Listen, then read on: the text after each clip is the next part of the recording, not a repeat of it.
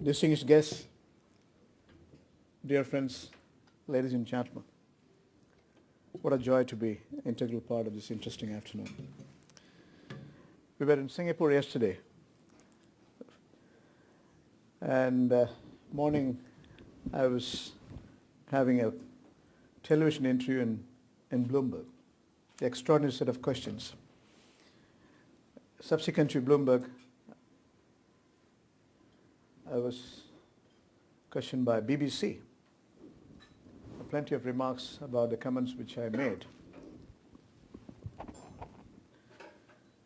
Some of the questions, perhaps, if I put the questions and answers, we have done the session today afternoon. With the changing dynamics in the world, challenging dynamics to a large extent, global growth, how do you measure yourself? That's the first question. The second one, of course, the Gulf itself is going through extraordinary turbulence now. Possibility of Gulf Cooperation Council getting divided. GCC is known for cooperation and coordination, extraordinary set of alignment over the last 40 years. With the current crisis which we are witnessing, there's no end to it. We are seeing the political alignment is at stake. We are also seeing the reflection of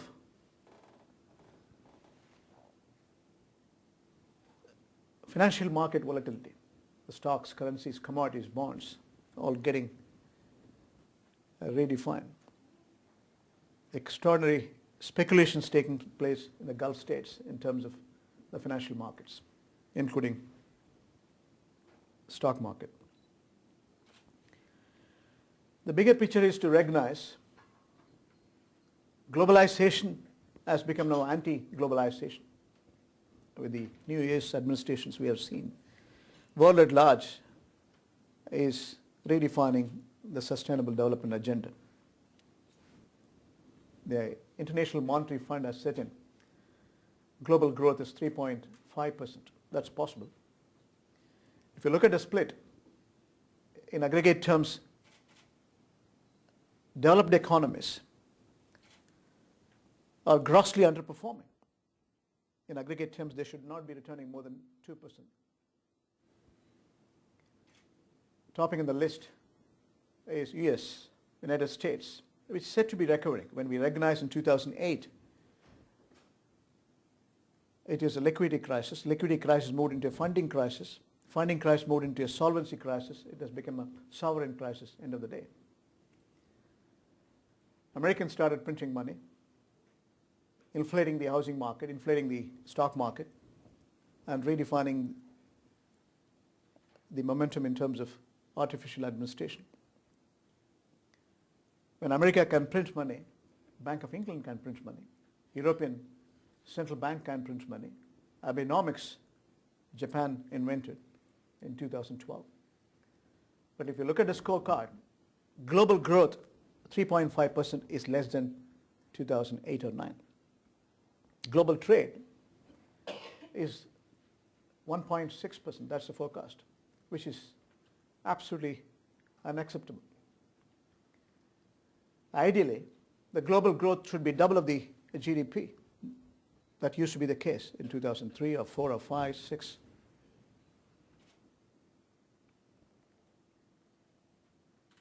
The Sustainable Development Goals, which was set in by the United Nations, was redefined as form and substance, in multiple form and substance. Elimination of extreme poverty, bringing gender equality, ensuring universal health care, ensuring universal education, global warming and climate change. These are universal norms which are designed to deliver the future generation prosperity, human dignity, humanity. And that's at stake. New American administration doesn't believe in free trade. They have rescinded their commitment to Trans-Pacific Partnership. We have seen the reflection in bilateral terms. No commitment to global warming and climate change. G7 has become G8, G8 has become G20, but the future becomes questionable. We are seeing the reflection also in Brexit. Europe as a fraternity, enlarged fraternity, the monetary policy is centralized and fiscal policy is decentralized. The convergence criteria which was set in by Maastricht Treaty is not measurable, manageable, controllable. If you look at a split in terms of the scorecard, aggregate terms, as I said, 2% should be the advanced economies growth. America should be doing 2.1%. The housing market is recovering, jobless claims have reduced, the purchasing power parity is improving, inflation is not there, but interest rates is stimulating the rest. Perhaps they can deliver 2%. Europe should be doing 1.7, 1.8. UK, which was costing prior to the referendum of Brexit 200%, now is 1.5, 1.6%. We don't know whether trade negotiation will be productive and positive. Japan should be doing 1.3%. Emerging market, which are the engine for incremental growth, producing even now over 60% of the global incremental growth, should be doing around 4.6%. China, 6.7%. India, as a functional democracy, is likely to produce between 7 to 7.2%. And we also have a reflection of Russian sanctions. It was in contraction last year, perhaps, I don't know, after the Congress additional sanctions day before yesterday, they might be costing 1%. South Africa is in trouble as well. Not more than 0.8, 0.9%. Brazil.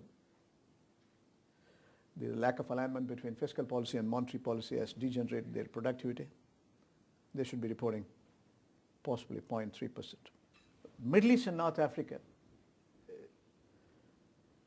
should be doing around 2.6. Within the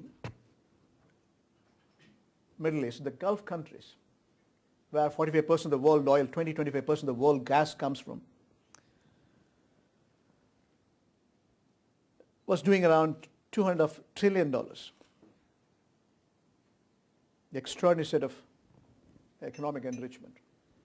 You have seen 6 states, namely Oman, United Arab Emirates, Qatar, Saudi Arabia, Bahrain, Kuwait, all put together.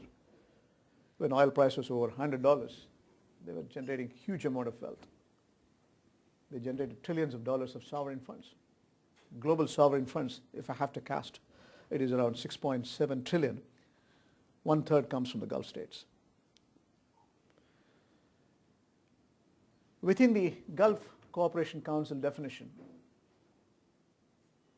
now there's a huge policy differentiation. Qatar is a country of great substance and substantive compliance over the last 20 years. If you see the foreign policy makeup, it is functional democracy, a tiny country with 300,000 people of Qatari citizenship. The rest are all expatriates, total 2.6, 2.7 million population. Was heading the Security Council, was heading the United Nations General Assembly. The operational philosophy is aligned to Western democracy, functional democracies. Thought leadership was quite different. You have well-founded American education, building knowledge society, Cornell, Texas A&M, Virginia Common, Georgetown, name it, Carnegie Mellon. Apart from Pentagon, largest American contingent, Army base is in Qatar, Udaid Camp. American Policy Institute, RAND is sitting in cohesively evolving the new vision, Vision 2030. Extraordinary vision, again, a living monarch giving the reins after 15 years to the Crown Prince who is administering the country today. There's an absolute convergence in terms of economics, economic progression, political progression, and the social progression. Borrowing money, investing in education. That's what Qatar did in 96, 97. Having realized conserved resources in terms of oil and gas, they started engaging in LNG. Then the rest is history. You have $340 billion worth of sovereign funds, and it has got long-term commitment in terms of LNG supply and oil. Oil, gas, petrochemicals is what driving the overall revenue breakdown. Diversification as a structured solution, as I said, $340 billion is invested in multiple markets in multiple sectors. That's giving hydrocarbon versus non-hydrocarbon as a fine balance. 52% is non-hydrocarbon as we see today, and 48% is hydrocarbon. Even for the current year, the economy is supposed to cost 3.4% with a marginal surplus, current account surplus, and fiscal deficit, of course. When oil price started deflecting, when shale was redefining the supply chain, the Gulf states are losing their momentum in terms of the overall revenue breakup. The reason why I'm saying this is to recognize, yesterday when I was showing in Singapore, people were so much excited about the films. It's a blockbuster film. What has happened since June 5th is extraordinary. The Gulf countries, out of 6 states, Saudi Arabia, United Arab Emirates, and Bahrain got together along with Egypt, and without any prior notice, there was blockade, and we call them as siege countries. That has disturbed the operational routines. And the fake news, the sequence of events I'm going to showcase now in a minute is interesting for you to watch. But Qatar is coming out with huge dignity. They haven't retaliated. They maintain their statesmanship. They behaved. And in spite of social media convulsions, we don't see any reason why Qatar's sustainability can be challenged. Here we go. The blockade was announced on 5th of June without any prior notice, without any list of demands. You have seen the video clip. After a week, there was no reasons given. Then American State Departments came to recognize this is not out of any genuine demands. The issue remains, many of the bankers are here. They understand if an individual or institutions have to be branded as a terrorist, then they have to be, the names have to be endorsed by the United Nations Security Council. You may have a list, I may have a list as individual countries as such. It has to be endorsed by the Security Council. Or any transaction prejudicial to Patriot Act, for example, United States have pronounced in 2001 after September 11th. Then it has to be, again, OFAC is a distiller. Bankers cannot do any transactions. Anti-money laundering and combating financing terrorism is a structured routines. I cannot have clearing account with Wells Fargo, or I saw a representative from Wells Fargo, here she is, or JP Morgan or Citi. If $1 transactions goes out of line, even after Iranian sanction 2011, you're seeing the reflection of OCC or FinCEN, what action they have taken on some of the universal banks, such as BC or Standard Chartered or JP Morgan, name it. So it's all well-founded. You can't just make a fake story. That's the reality. The story is unreal. And the policy pronouncement, Qatar played a very big role in terms of intermediation when the geopolitical flash was time and again disturbing the Arab world. Qatar played a big role in Darfur, Lebanon, Syria, with the complete coordination of US administration. And any transactions, even for humanitarian purpose, medical supplies or foods, we need to support refugees. US Treasury will endorse in writing to the Central Bank of Qatar, and based on which instruction will come to the account number amount to be given. Humanitarian. That is, again, these are the structured routines bankers have to follow. And within the global definition, if you look at Qatar is the most de-risked country. In International Monetary Fund, every year we have risk integration as a structured discussion.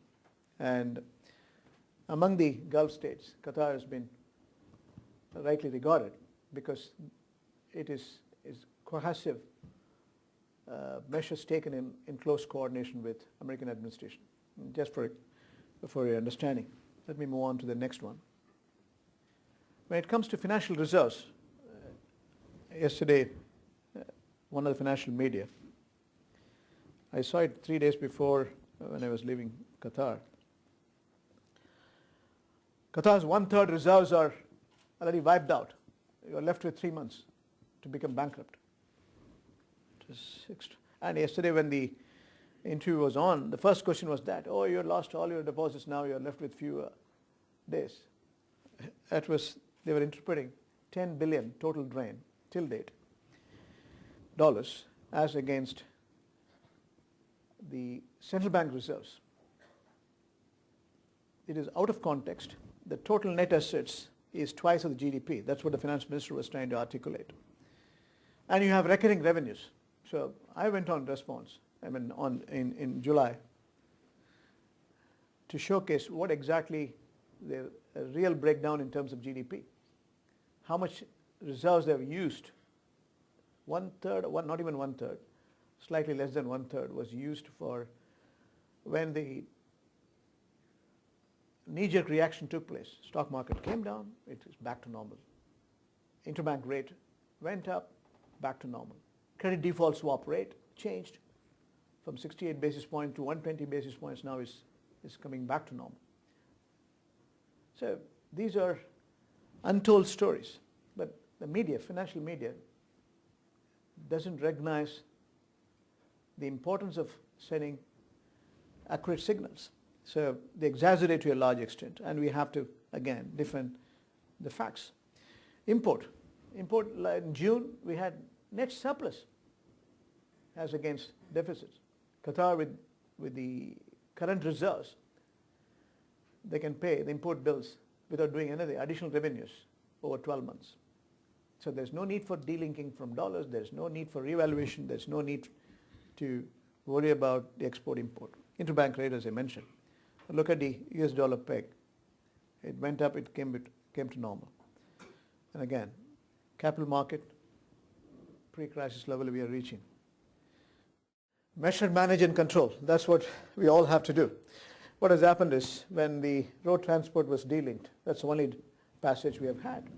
We have to bring the dairy from Turkey, India, UK, Oman, Iran. It's a beautiful case study. Perhaps it's worth doing a PhD on this. I have to work on my 6th one. It is very interesting.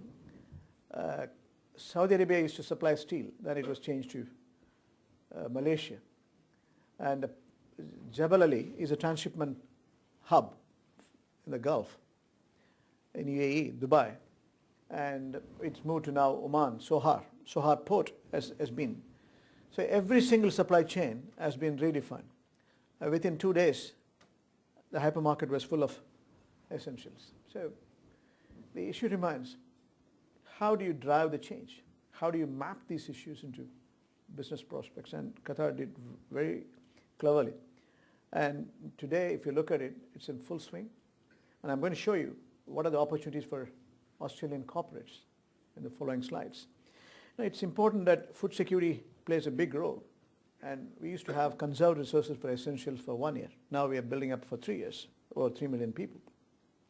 That's where we're going to invite Australian supply chains to play a big role. We can work together. That's an opportunity. That's interesting, isn't it? When you have a Secretary of State signing an agreement and the neighbor's calling something else. And I was in BBC yesterday, as I said. They didn't spare me. They asked me a question. They said, is the American administration and the president is conflicting in their pursuit of recognizing the issue? My answer, I'm not a politician, so I had to say, as a banker and economist, I was shocked when some of the tweets comes in from the president, because that's not what Qatar and the US engaged over these years. So true to reflection is absolute fake news which created, and there's no element of substance in real order. That's why quickly the Secretary of State from US signed an agreement with Qatar to show that we are together in combating money laundering and financing terrorism. The inconvenient truth. What a description. So we all recognize there's no substance in the frame. Essentially, it's high dignity Qatar is earning now because they didn't retaliate. They didn't expel the various expatriates from these siege countries. They didn't cut the supply chain of LNG to UAE, or, that's the way to behave. We have very good investment in Ray Island, Warren, where we bought 400,000 hectares, and already the relationship is on with Hassad Foods since 2010. This is an opportunity. Food security is, who can fill the bucket other than Australia? So let's get set. So Qatar is trying to be self-reliant to a large extent. Oh, this I'm skipping it. It's a long interview. And His Highness came with a principle-centered values as a statesman to have long-term interest in, to protect the social justice, freedom, and democracy. And that's the essence of the frame. Now, business community here, I would still see there are very many opportunities evolving now. The supply chain has changed. The model is an opportunity than a crisis. If you look at the growing opportunities, the budget itself is, as I said, it's a deficit budget because we are modernizing airport, seaport, road, rail, and you have clear opportunity to invest. Our investment partnership, joint ventures, as a financial institutions, we can play a role, and Australian corporates are welcome. Small and medium-sized entrepreneurs are welcome to explore the opportunities. We have government reforms, public-private partnership has come to terms. We have legislation for bankruptcy. We have, again, arbitration laws have been well set in. We have reasons to believe both debt and equity can be financed as long as you have a project or ideas in place. Free zones have come in. Food security, I overemphasized. It's a bigger opportunity. Infrastructure itself, if you look at the healthcare, education, we are planning to spend around 88 billion Qatar Riyal this fiscal year, out of which 42 billion is on account of urban development, 24 billion is on account of healthcare, 20 billion is on account of education. So, big opportunity. In terms of bilateral, Australian economy can play a bigger role. It's a growing partnership. We have already got 1.6 billion bilateral trade, but we are going to scale it up. We are going to look at, with the Trade Commission sitting in Abu Dhabi, they periodically visit. Australian embassy is playing a big role. We have got a wonderful ambassador. We want to make sure that we build this partnership. The banking side, we are the professional intermediary. We are here since 2013. And we want to make sure we build this partnership and take it forward. And that's the essence of my presentation. And thank you all for your kind attention. Any questions from your side? I would like to